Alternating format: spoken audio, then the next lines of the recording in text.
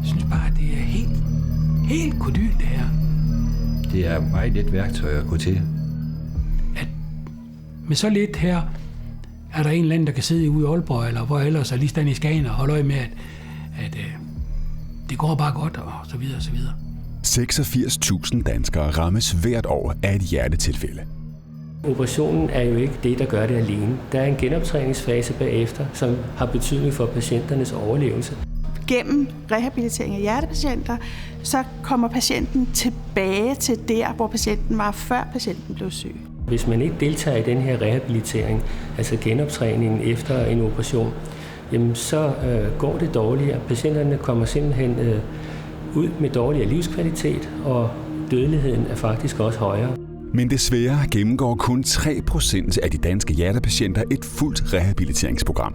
Det viser en undersøgelse fra Hjerteforeningen i Danmark. Det er selvfølgelig et personligt problem, men også et samfundsøkonomisk problem, at vi taber for mange på gulvet. Som det er i dag, når de kommer fra sygehuset, patienterne, så har de et hav af materiale, de har fået med. Brochurer og papirer og alt muligt snaks. Og når de kommer til mig, så sidder jeg også med papirer. Jeg sidder og skriver ned, hvilke undervisningsforløb de skal have, og hvilke aftaler vi har lavet osv. Det kan være en stor udfordring overhovedet at få hjertepatienterne til at turde bevæge sig igen. Mange er meget angste for at mærke, at hjertet banker og blive forpustet og komme til at svede, fordi det kan give dem nogle ubehagelige mindelser om, da de bliver hjertesyge. En af årsagerne til, at hjertepatienter ikke gennemfører rehabiliteringsforløbet, det er måske, fordi vi ikke er individuelle nok. Så moderne teknologi kan måske også være med til at afhjælpe det. Et nyt projekt med udspring fra Aalborg Universitet, kaldet Teledialog, har til formål at motivere flere hjertepatienter til at gennemgå rehabilitering via ny teknologi. Den første fase i Teledialog har været bygget op omkring brugerdrevet innovation, hvor vi har været ude at besøge hjertepatienter i eget hjem, haft workshops med virksomheder, sundhedsprofessionelle og forskere, med henblik på at udvikle det telerehabiliteringsprogram, vi har i dag.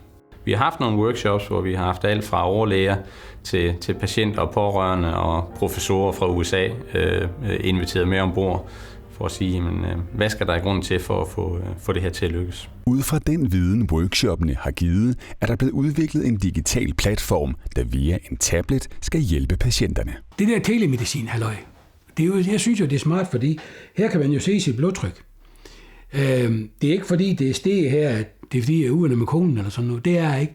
Men så meget ændrer det sig, det vidste jeg ikke. I tabletten, der ligger det her program Aktivt Hjerte, som er sådan et informationsprogram med forskellige emner, hvor patienten kan søge information lige præcis i forhold til det emne, som vedkommer den enkelte.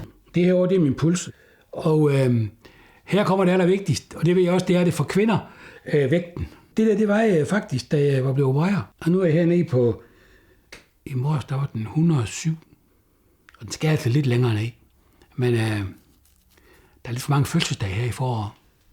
Det vi gerne vil med Teledialog-projektet, det er at give de her patienter en værktøjskasse.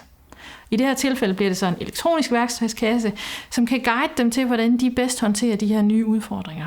Og det, der har været vigtigt for os, det er, at patienten føler, at de er i centrum for det her, og at de føler, at de har en mulighed for selv at tage styringen med deres rehabiliteringsforløb. Jeg synes, at det bliver lettere at kommunikere, efter vi har fået den her tablet, hvor borgeren selv har sådan en tablet med hjem fra sygehuset. Og de ting, der bliver kommunikeret på sygehuset, de står i den her journal. Og det er ting, som patienten selv har skrevet, og det er det, som de møder som lægen og sygeplejersken på sygehuset har skrevet. Og de ting har jeg også stående. Patienten måler 2 gange om ugen vægt, puls og blodtryk, og via en udleveret skridttæller kan patienten selv følge med i dagens motion, som er vigtig i forhold til rehabilitering. At have et redskab til at motivere sig til fysisk aktivitet er af stor betydning. Vi tror, at skridttælleren, det at den er meget synlig, hvor mange skridt patienten har gået, at patienten kan sætte mål i forhold til, hvor mange skridt den gerne vil gå, og det kan ses på skridttælleren op på den her hjemmeside. Det kommer til at understøtte det at nå målene. Jamen for mig betyder det, at jeg kommer til at motionere lidt mere og gå en masse skridt, fordi vi har en aftale om, at minimum skal gå 10.000 skridt om dagen, og det skal jeg minimum op på. Jeg skal også gerne højere op. Det er meget nemt at konkurrere med sig selv, og man kan konkurrere med andre, når man har en skridttæller, fordi skridtene bliver meget synlige for en selv på selve skridttælleren, men også inde på hjemmesiden. Tabletten brugte jeg meget i starten til at få nyttig information om sygdom og hvad følger der kunne opstå i forbindelse med sygdom, og hvad man skal være opmærksom på. Og efterhånden, som jeg har fået svar på de fleste af de spørgsmål, jeg går læse der, så bruger jeg mig til at følge med i, hvordan går det med de tal, vi indberetter, altså min vægt og min blodtryk og min puls, og sådan noget, går det den rigtige vej. Og det er rigtig spændende at se, at det går den rigtige vej. Få en tablet i dag, det er jo ligesom det, at borgeren selv går rundt med sin egen journal i hånden.